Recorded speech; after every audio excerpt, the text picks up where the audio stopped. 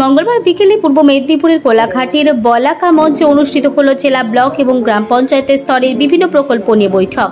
পূর্ব মেদিনীপুর জেলার প্রত্যেকটি পঞ্চায়েত সমিতি এবং জেলা পরিষদের সদস্য দায়িত্বে থাকা আধিকারিক এবং প্রধান পঞ্চায়েত সমিতির সভাপতি, জেলা পরিষদের সভাধিপতি ও বিধায়কেরা উপস্থিত ছিলেন।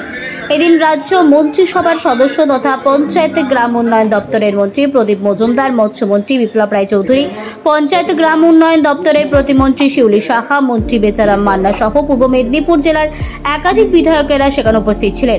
পঞ্চায়েত গ্রাম উন্নয়ন দপ্তরের মন্ত্রী প্রদীপ মজুমদার বলেন, রাজ্যের বিভিন্ন প্রকল্প পঞ্চায়েত দপ্তরের মধ্যে দিয়েই রূপায়িত হয়। এদিন এই পূর্ব মেদিনীপুর জেলার ভালো করেছে, সরকারের পক্ষ থেকে চেষ্টা করা হচ্ছে মানুষের পাশে থাকা। তবে এদিনের এই বৈঠকে বিরোধী দলনেতার বক্তব্য প্রকাশ করতে গেলে বাধে বিপত্তি, তুমুল হট্টগোল শুরু হয় বৈঠকে। এদিন জেলা পরিষদের বিরোধী দলনেতা বামদেব গুচ্ছাইতে যখন বক্তব্য রাখতে চেষ্টা করেন, সেই সময় বাধা দেয় শাসক দলের একাধিক নেতারা। এদিন বামদেব গুচ্ছাইতে যখন সংবাদ মাধ্যমে বক্তব্য দেন, ঠিক সেই সময় বাকবিতণ্ডা শুরু হয়। এদিন বামদেব গুচ্ছাইত জানান, এখানে উন্নয়ন বৈঠক হিসেবে ডাকা হলেও এই বৈঠকে মমতা বন্দ্যোপাধ্যায়ের প্রশংসা করা এবং কেন্দ্র সরকারের বিরোধিতা করার জন্যই ডাকা হয়েছে। এই সরকারি বৈঠকে ধিক্কার জানান বিজেপির নেতা বামদেব গুচ্ছাইত। প্রায় 11 অনেকগুলো ডিপার্টমেন্টকে ইনভলভ করে কাজ করা হয়েছে। 100 দিনের কাজের টাকা তো বন্ধ করে দিয়েছে কেন্দ্র। আমার মুখ্যমন্ত্রী অন্যান্য ডিপার্টমেন্টগুলোকে এর সঙ্গে যুক্ত করে কর্মসূচির কাজ চলছে। যাদের নাম নথিভুক্ত হয়েছে তারা নাকি টাকা পাচ্ছে না, এমন অভিযোগ করছে। ডিএম এর কাছে বলুক, ডিএম আজকে বলেছে যা অভিযোগ আছে ওনাকে জানাতে, ওই মিডিয়ার কাছে না বলে আর বাইরে না বলে কাজের কাজ করুক। ওখানকার বিডিও, ওখানকার জেলা পরিষদ মেম্বার, কর্মাধ্যক্ষ এবং ডিএমকে বলুক, নিশ্চিত কাজ হবে। মামাটি মানুষের সরকার কাজ করছে, তাই আজকে আমরা 100% অ্যাচিভ করতে পারছি। আমরা পুরস্কৃত হচ্ছি কেন্দ্রের কাছ থেকে। এই কারণে শুধু টাকা বন্ধ রেখে দিয়েছে, আবার বড় বড় কথা বলছে।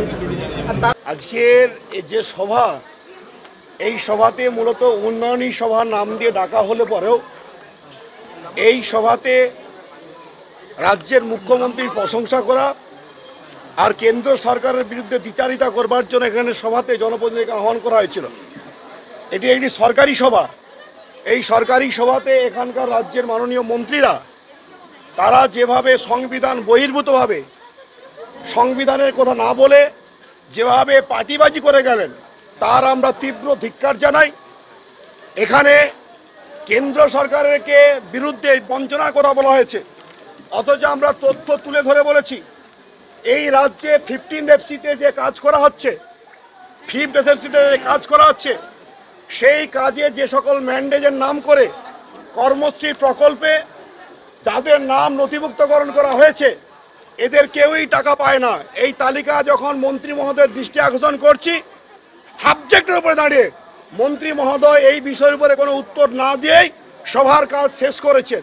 স্বাভাবিক কারণে আমরা এই সভার সাফল্য না দেখে আমরা সম্পূর্ণ উদ্দেশ্যপ্রণীত ভাব আমরা আপনাদের সামনে তুলে ধরলাম।